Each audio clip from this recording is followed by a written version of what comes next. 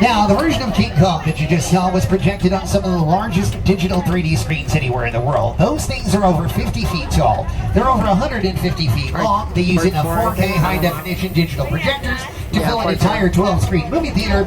Meanwhile, all I'm sitting here thinking is, could you imagine if they let us watch the Super Bowl in there? Like, I got a year before the next one. I'm going to talk to management and find out why we haven't done that yet. However, the version of King Kong you saw was created using a technique called motion capture, meaning there was a real-life human being in a suit making all the movements for King Kong. If you watch the special features, it's actually kind of hilarious to watch. You might actually recognize his name, too. He's become very famous for motion capture, a man by the name of Andy Serkis. Started his motion capture career as the character of Gollum in the Lord of the Rings trilogy. He went on to play King Kong, Caesar in the Planet of the Apes trilogy, Supreme Leader Snoke in the Star Wars sequels. And if you want to see what the man actually looks like, go check him out in The Batman, starring Robert Pattinson. He played the character of Alfred and actually got to show his face on screen.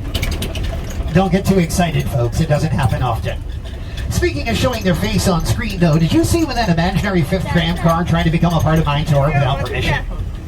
Doesn't go well when you try to do stuff like that. However, the moment that vehicle appeared on screen, it became known as a picture car. Those are very, very important in Hollywood. For example, see this empty parking lot? If I was to make a movie here and I wanted to change that parking lot into London, England in 2022, I could literally just stack it with cars and change the license plates.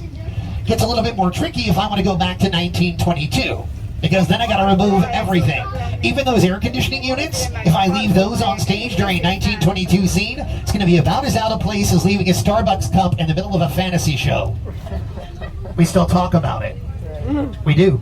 Now, you might be wondering why I'm talking so much about cars. Which one was it again? Take a look to your left and you're going to see some of our favorite picture cars. The very first one is known as a hero car.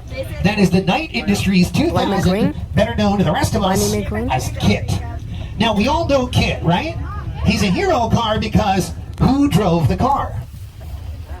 Michael Knight. They named the show after him, but we only ever remember the car. Over here on the left, you got some of the cars from the Flintstones. Anybody else wonder why you would spend more money on a sports car in the Flintstones when you provide the horsepower? I never understood that.